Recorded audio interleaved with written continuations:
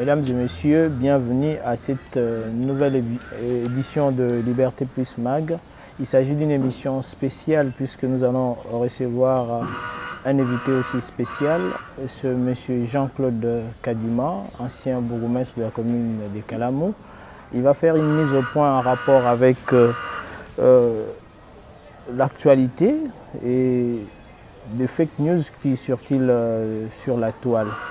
Je vous présente déjà mon invité à qui j'ai déjà bonjour monsieur Jean-Claude. Bonjour monsieur le journaliste, bonjour. Nous sommes heureux de vous recevoir. Oui, moi je suis heureux de vous recevoir, en tout cas, surtout chez moi dans ma résidence. Alors, que répondrez-vous à ceux qui se posent des questions pour savoir qu'est-ce que vous êtes devenu? Puisque vous êtes ces derniers temps absent de médias. Je suis absent de médias. Moi-même, j'ai adopté ce système de vie. J'ai préféré beaucoup plus me taire que de raconter n'importe quoi. Non. Mais politiquement, je suis présent et je suis sur terrain parce que moi, je ne suis pas commerçant, moi, je ne suis pas juriste, moi, je suis politicien. Donc, c'est ça. Et... Jusqu'à présent, toujours au PPRD? Non, le PPRD, j'ai déjà quitté le PPRD, ça fait des années. Hein. J'ai déjà quitté le PPRD, ça fait des années. Juste après l'alliance Cash FCC, et nous tous, nous sommes partis vers les caches parce que moi j'étais bourgmestre, je n'étais pas un bourgmestre d'un individu, non. Exactement. J'étais bourgmestre, je servais la République démocratique du Congo. Et en tant que politicien, je voyais ça vraiment mal. Que je suis bourgmestre, mais en même temps dans l'opposition. Je ne comprends pas cela. Donc j'étais du PPRD, le PPRD et les caches, hein, je crois, étaient ensemble. Alors, ils se sont coalisés, ils ont fait un gouvernement d'union nationale, mais juste après cette séparation-là, moi je servais mon pays. Et le président, son Excellence Félix Tshisekedi, n'avait pas jugé vraiment utile, soit de nous chasser ou de... Non, parce que lui aussi savait que nous, on servait le pays. Alors, je ne pouvais pas continuer à servir mon pays pendant tout le temps dans l'opposition et en même temps bourgmestre. C'est un peu de comprendre cela. Et nous sommes partis et ensemble avec le gouverneur sortant, Jean-Tini Ngobila, nous avions créé l'ACP. L'ACP parce qu'on était tous dans l'union sacrée de la nation. Et après la création de l'ACP, je suis allé rejoindre mon professeur, le professeur docteur honorable Godem Kadima. Okay. Oui. Ouais, donc c'est là où je suis pour le moment, dans l'ACHDC, l'Alliance des chrétiens pour le développement du Congo. C'est là où je suis maintenant. Oui, monsieur le bourgmestre, si avant d'entrer dans le vif de notre sujet, mais vous êtes politique, vous avez dit, vous avez vécu très longtemps au PPRD. Qu'est-ce que vous avez vu comme différence depuis l'avènement du président Tshisekedi au pouvoir? La première des choses, c'est que moi, je constate tout ce que je vis. Il y a dans plusieurs domaines, quoi. La première chose, c'est le président Tshisekedi a éveillé la population. Vous comprenez? Il y a un grand changement par rapport à ce qui s'est passé hier. Aujourd'hui, tout ce qui se passe, la population suit ça de près. Donc, il est un peu difficile. Et puis, cette même population, le président Tshisekedi nous a montré que nous sommes, nous le peuple, c'est nous qui sommes les détenteurs de vrais pouvoirs. C'est nous qui sommes les décideurs du pouvoir. Donc, les pouvoirs nous appartiennent. Vous comprenez? Donc, nous constatons quelque chose de mal, nous dénonçons cela, et lui, en tant qu'exécutant, il met en exécution ce que la population lui demande de faire. Ça, c'est de un. Et de deux, les nationalismes. Parce que cette guerre que nous appelons tous la guerre d'agression a été... C'est une guerre qui date de longtemps. Ok. Mais malheureusement, que les gens ou les dirigeants ne dénonçaient pas le vrai agresseur. On disait seulement que non, voilà, il y a une rébellion, ceci, cela. Non. Non, non, non, non. Nous sommes agressés, et un agresseur connu de tous, un agresseur connu de tous, en l'occurrence le président Kagame Paul, c'est lui qui est notre agresseur, mais auparavant, c'était difficile pour que quelqu'un passe à la télé, cite ces noms-là. Moi, je peux donner un exemple, vous allez m'excuser. Nous étions à l'époque au PPRD, et il y avait une matinée politique. C'était à la Fikine, la grande salle de la Fikine là. Et à l'époque, la RTNC, je m'excuserai, de la RTNC, la chaîne nationale, avait comme directeur général le DG, un de mes vieux, le vieux Kolomoni. Ok. Mais le vieux Kolomoni, il est vivant, il est à Kinshasa. Vous êtes des journalistes, les chasseurs des informations. Allez chercher le vieux Kolomoni, posez la question à vieux Kolomoni. Il a été viré du coup. Pourquoi? Parce que il avait fait passer en direct l'événement du PPRD. Oui, c'est vrai. Mais à notre grande surprise, le PPRD, je ne sais pas c'était qui encore à l'époque, Toussaint Mika, le professeur Toussaint Mika, qui avait pris son courage de citer nommément les noms de Kagame comme agresseur. Vous comprenez? Et ça passait en direct. Le même jour, pendant la journée, le PPRD tenait sa matinée politique à citer les noms de Kagame comme agresseur. Le même jour, le soir, le même PPRD fait le démenti de ce que le PPRD a dit pendant la journée. En tout cas. Et le lendemain, le vieux Kolomoni a été viré, révoqué de son poste, de 2G de la RTNC, jusqu'au jour d'aujourd'hui. Allez à la RTNC, les journalistes sont là, vos collègues sont là, lui-même, le vieux Kolomoni, posez la question à M. Kolomoni, il vous dira que non, M. Jean-Claude Kadima vous a menti, il vous a dit la vérité. Alors, aujourd'hui, même moi, nous tous, nous prenons ce courage-là de citer nommément le vrai agresseur. Et le président, devant les Nations Unies, devant la communauté internationale, devant même ceux-là qui sont, devant lui-même notre agresseur, le président me cite comme ça. Donc, en quelque sorte, le peuple congolais avait raison de donner un second mandat au chef de l'État. On ne pouvait que donner ce second mandat au chef de l'État parce que nous voulons tous de vrais changements. Et c'est un peu de comprendre, l'UDPS, c'est un parti qui prend le changement. Parce que moi-même qui vous parle, je suis un ancien combattant de l'UDPS, un pionnier vraiment de l'UDPS. Ah oui. Même il y a d'autres aujourd'hui qui parlent, mais ils ne connaissent pas l'UDPS. Peut-être s'ils connaissent l'UDPS parce qu'ils voient aujourd'hui l'UDPS, le président Fathieu président, l'UDPS. Mais non, ils ne connaissent pas l'UDPS. J'étais encore trop petit. Hein.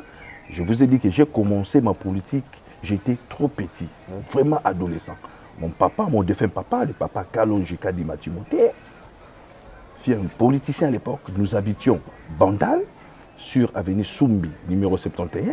Si vous prenez l'avenue 8 décembre, vous prenez l'avenue Soumbi, juste la première parcelle, c'est l'église Ahmedi Sali, et la parcelle qui vient juste après l'église, c'est là où j'ai été né, c'est là où j'ai grandi, et c'est là où c'était même.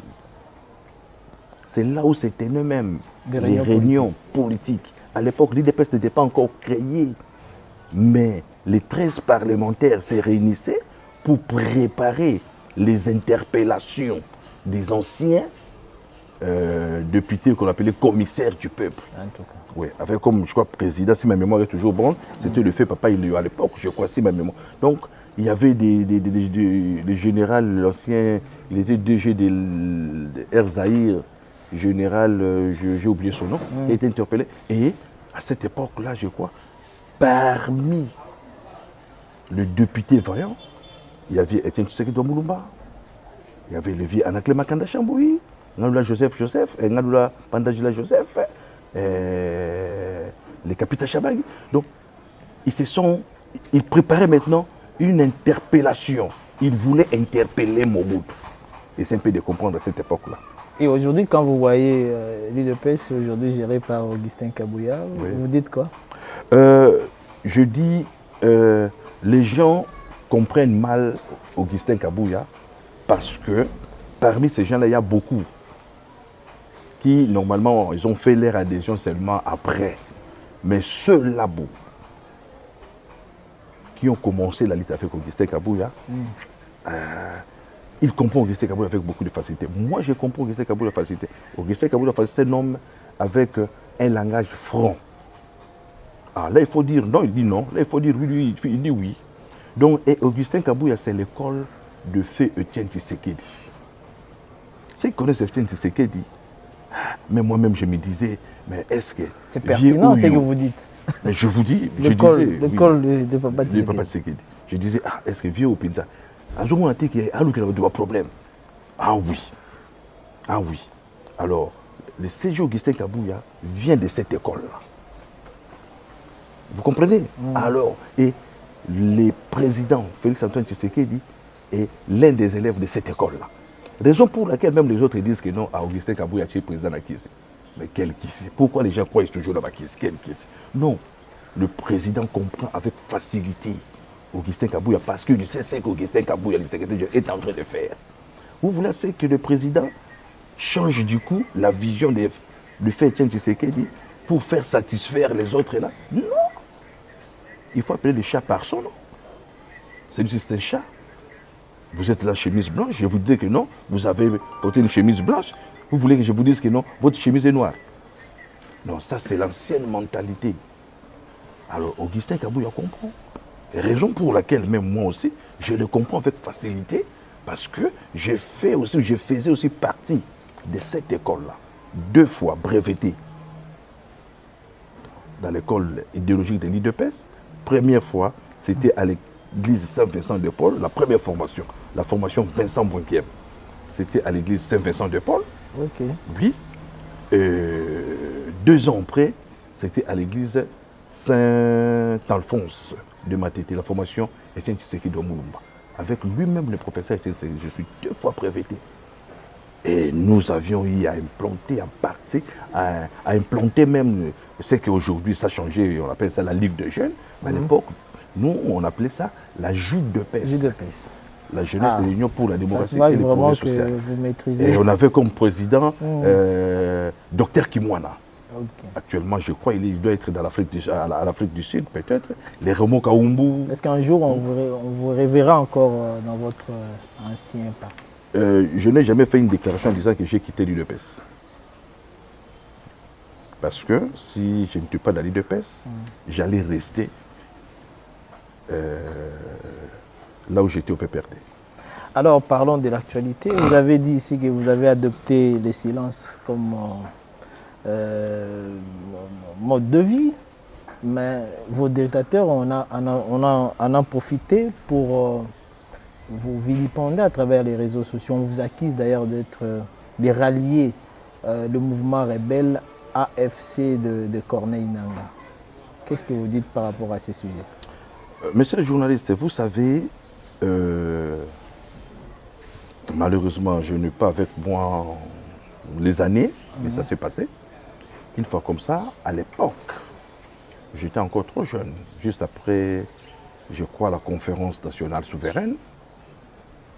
J'étais encore trop jeune.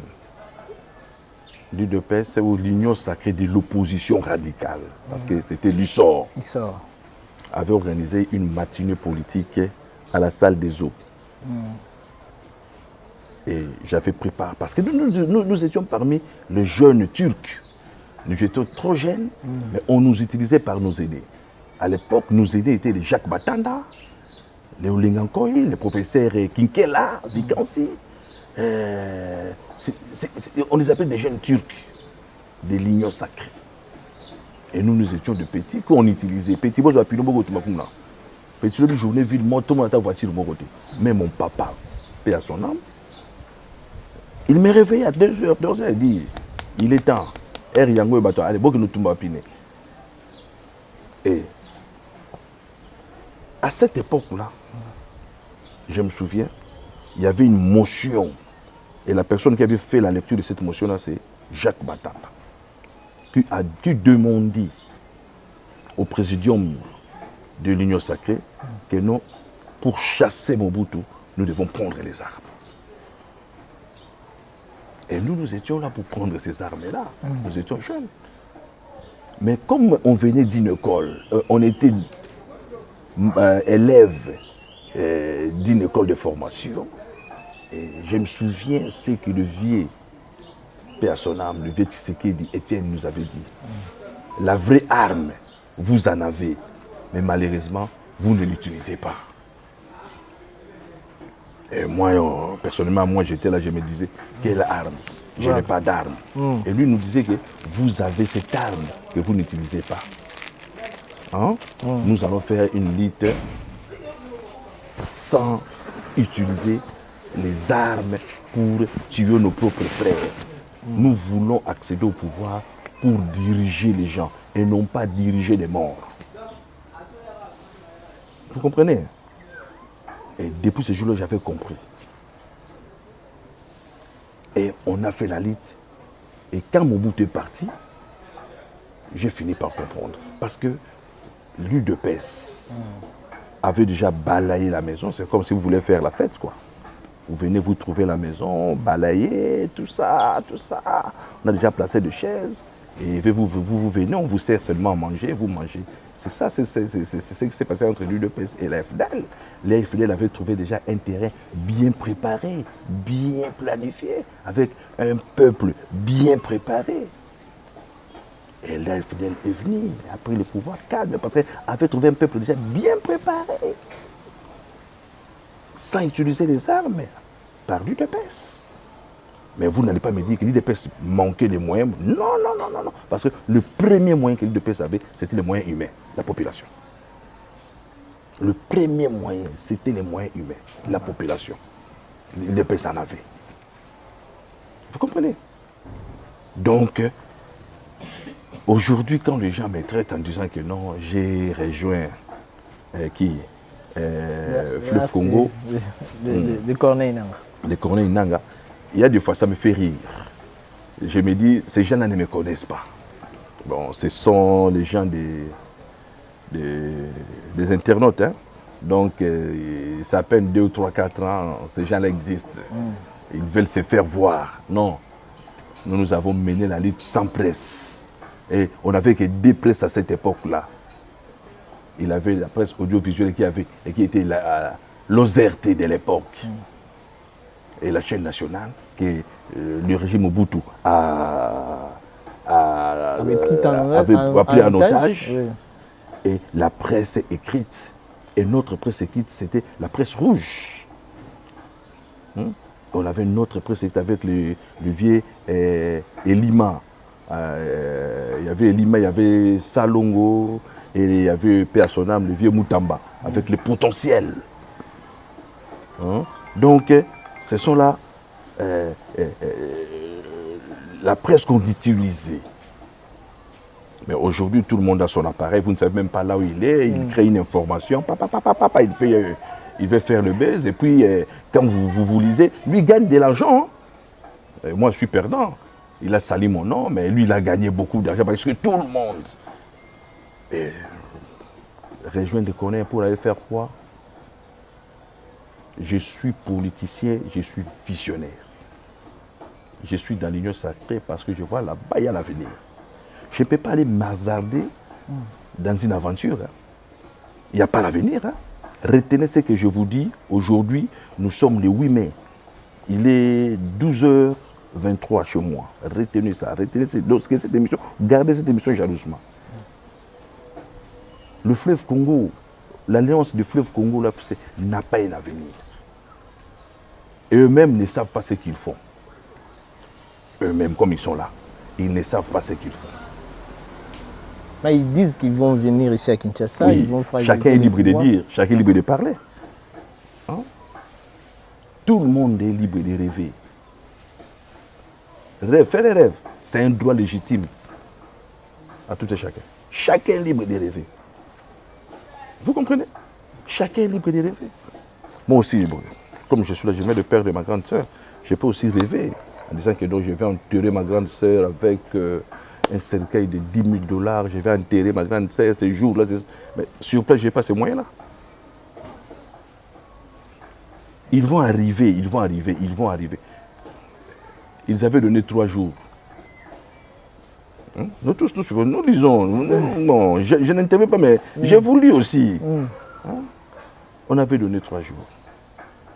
3 jours, 3 jours. Aujourd'hui, nous sommes au 4e jour. Mais ça vous fait comment lorsque Et je continue. Avant les élections, je me souviens, le général John m'avait dit qu'il n'y aura pas d'élection. Lui-même, Nanga. Il y a même d'autres personnes aujourd'hui pleurent parce qu'ils vont encore atteindre 5 ans. Alors peut-être ils pouvaient être élus. Mais à tel point, ils avaient beaucoup plus compté qu'il n'y aura pas élection. Mais le président avait dit qu'il y aura élection. Est-ce qu'il y a eu élection ou pas? Mais est-ce que les gens ne veulent pas comprendre? Hein? Les gens ne veulent pas comprendre. Mais il faut comprendre comment marche le pays. Hein? Eux veulent nous faire reculer. À l'époque, il y a un discours à Lokuta. Le prophète de malheur. Il n'y aura pas élection. Il y a eu élection. Avant bonne année, je serai à Kinshasa. Là, c'est les gens Numbi. Nous sommes au mois d'avril, bientôt juin. Et d'ailleurs, silence radio. Nous ne savons même pas là où il est. Mais ceux qui l'avaient suivi, il les a abandonnés. À Tikibino, Nakache et Sang. Alors, moi, Kadi Makaloche, suivre ces aventuriers-là.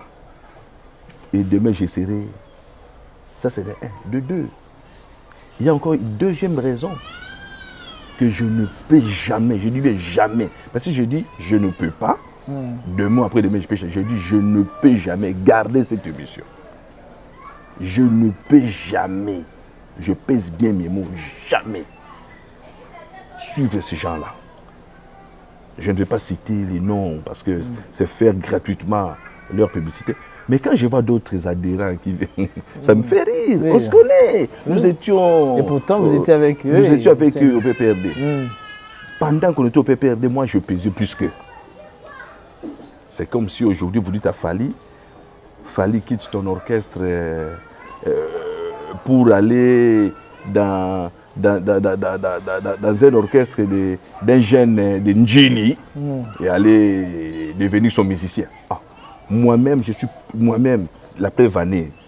Je ne dis pas tout Kinshasa. Je dis bien, c'est le monde entier qui a bougé. Moi, si pas chez vous, mais moi, mon appareil, j'ai reçu des appels, des messages venant de tous les continents. Je dis bien, l'Europe a appelé, l'Asie, l'Océanie. Je me suis dit, oh, Naïebani, hein? Je ne me savais, oui, je ne me connaissais pas. Ouais. Alors, les gens parlaient de moi.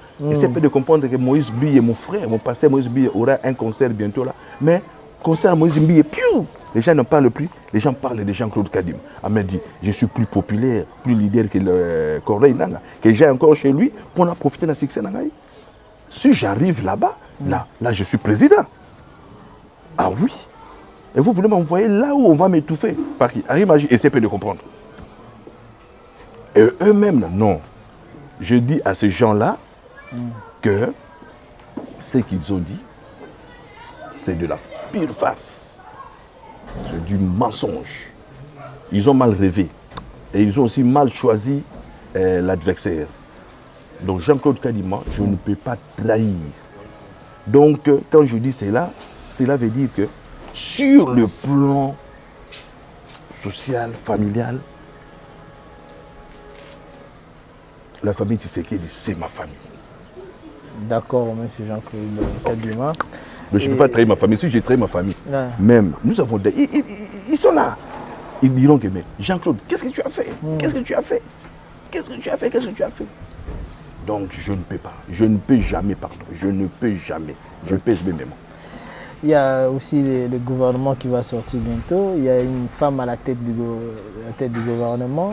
Votre avis par rapport à la gestation de ces gouvernements? Vous m'avez posé la question, juste je crois, si ce n'était pas la première, la deuxième question, qu'est-ce que j'ai constaté depuis l'avènement, je disais. Et c'est une première fois qu'une femme dirige un gouvernement au Congo-Kinshasa. Et dans quelle période?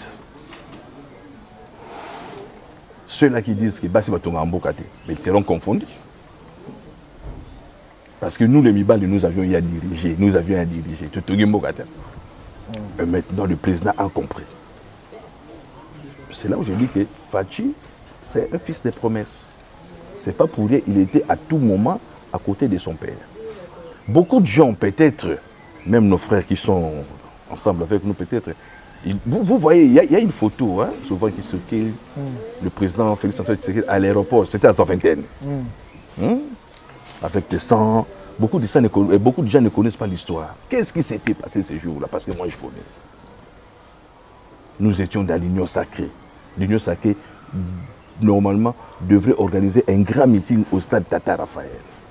Et le président Etienne Tshisekedi était en Europe, précisément à Bruxelles.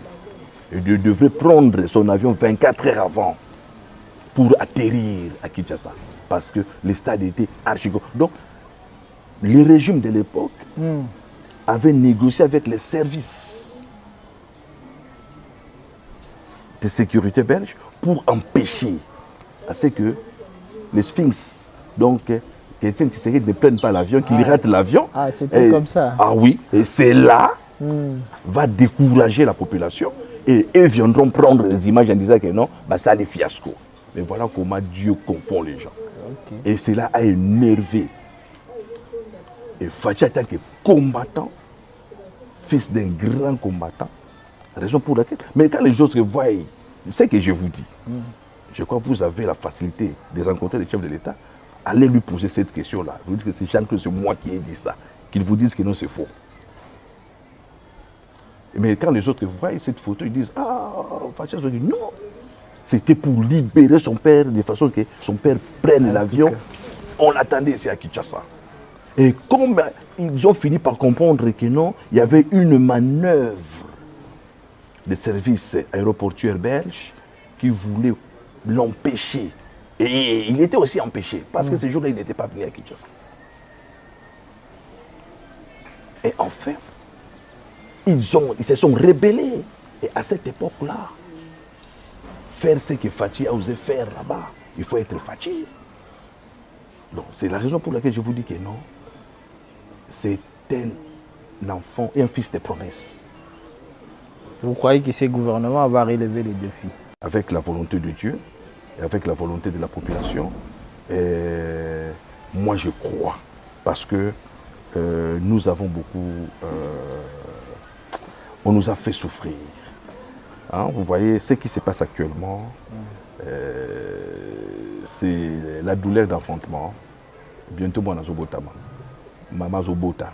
Et maman a eu la douleur. Aïe, ça fait mal, aïe, ça fait mal, ça fait mal, aïe, ça fait mal. Et bientôt, j'ai confiance à son Excellence Madame la Première ministre. Et en la regardant seulement, vous voyez que non, c'est une dame de fer. Okay. Oui. Hein? La chancelière allemande, comment elle s'appelle? Mais elle a laissé l'histoire. La reine d'Angleterre, elle a laissé l'histoire, plus que même les hommes. Hein? Il y a de ces femmes-là, les gens disent que Baponami Anzambi. Et c'est une femme comme Madame Eve Bazaïba. Vous savez que c'est une femme de fer. Hein? Une femme comme Eve Bazaïba, c'est une femme de fer. Mais aujourd'hui, bon, nous devons comprendre que c'est la démocratie. Mais beaucoup de gens confondent la démocratie de la liberté et les libertinages. Donc confondent la démocratie. Vous comprenez? Il passe à la télé. Quelqu'un qui n'a pas encore commencé à travailler, déjà vous les traitez de ceci, de cela, de ceci, de cela. Non. Ayons tous nos apaisements vous allez vous rendre compte que non, elle va travailler. Et je suis sûr et certain, là vraiment je vous le dis, Maman Judith Farr est sûre. Elle ne va pas travailler avec n'importe qui, cette fois-ci. Ouais. Merci beaucoup, M. Jean-Claude Kadima. Le plaisir a été pour nous pour enregistrer cette très belle émission, avec beaucoup de révélations d'ailleurs dans vos dires. Nous vous disons merci. On vous laisse conclure cette émission. Si jamais il y a une question, une préoccupation que peut-être nous n'avons pas posée comme question, qui vous porte à cœur, si vous pouvez conclure par là. Oh, et la première des choses, c'est... J'aimerais un peu laver les cerveaux d'autres personnes. Jean-Claude Kadima n'était pas bourgmestre d'un parti politique. Non. Jean-Claude Kadima, j'étais bourgmestre de la République démocratique du Congo. J'ai travaillé pour la nation. J'ai été nommé par ordonnance présidentielle. J'ai été aussi par ordonnance présidentielle. Je suis entré par la grande porte et j'ai quitté aussi mes fonctions par la grande porte. Je ne t'ai pas révoqué ou soit suite à la mégestion. Non. Et aujourd'hui, je suis parmi les réservistes, donc réserve de la République. Je sais que avec le président, nous allons travailler. D'ailleurs, je profite aussi de l'occasion pour remercier le président et remercier son gouvernement, pour voir que non, je ne peux pas m'hasarder à aller. Non, dans le monde, il faut être reconnaissant. Il y a de cela quelques jours, il y a un arrêté du VPM en charge de la fonction publique qui vient de me donner mon numéro matricule à la fonction publique. J'en avais même pas. J'ai fait 18 ans bourgmestre sans être matriculé. Mais une année et quelques mois, je suis aujourd'hui matriculé, je suis chef de division. Bientôt, nous attendons à ce qu'on publie le gouvernement et nous aurons des affectations. Je vais encore me retrouver. Donc, j'ai profité de l'occasion pour remercier. Alors, c'est ça. J'ai servi mon pays pendant 18 ans. Je ne veux pas rester à la maison comme ça, non. Mais pour le moment, je suis à la maison. Je préfère garder mon silence. Je préférais, garder mon silence. Mais depuis que les ennemis de Jean-Claude Kadima ont fait ce qu'ils ont fait là, et je ne garderai plus mon silence. Je crois, de temps à autre, nous serons ensemble parce que j'ai beaucoup à parler, j'ai beaucoup à faire. Mais Jean-Claude Kadima est à Kinshasa, chez lui dans sa résidence, en train de plairer sa grande sœur. Je fais la remise et reprise le 5 janvier 2023. Et depuis le 5 janvier 2023, je n'ai jamais quitté la ville de Kinshasa. Je dis seulement la ville de Kinshasa parce que si je dis la République démocratique du Congo, je parle, les services sont là, la justice, les services de sécurité peuvent aller vérifier partout. Je n'ai jamais quitté. Et pour le moment, nous devons aussi savoir discipliner, mettre en application le bon fonctionnement d'un état de droit, que cela ne soit pas un slogan. Depuis hier, j'étais avec mon avocat, que j'aime beaucoup plus appeler mon avocat, vous le connaissez, bon, je ne vais pas citer, je ne vais pas l'exposer, le grand Caïma. En ce moment, si je vous parle, je crois nous préparons déjà notre plainte contre inconnu, parce que nous ne connaissons pas la personne, et vous allez nous accompagner au moment opportun. Très bien. Quand nous irons déposer notre plainte dans de différents services de l'État, la justice militaire, civile, tout ça, pour un peu dénicher ces réseaux-là. Parce qu'aujourd'hui, c'est Jean-Claude Kadima, mon frère, peut-être demain, ça sera vous. Voilà. Vous comprenez? Et après, avec la technologie nouvelle, tout est capable. Donc, je suis derrière mon président, je suis derrière les institutions établies de la République démocratique que nous-mêmes nous avions eu à voter. Et je vois mal que je suis allé voter parce que j'étais candidat, mais malheureux, député provincial. mais j'ai dû voter un député national. Il siège.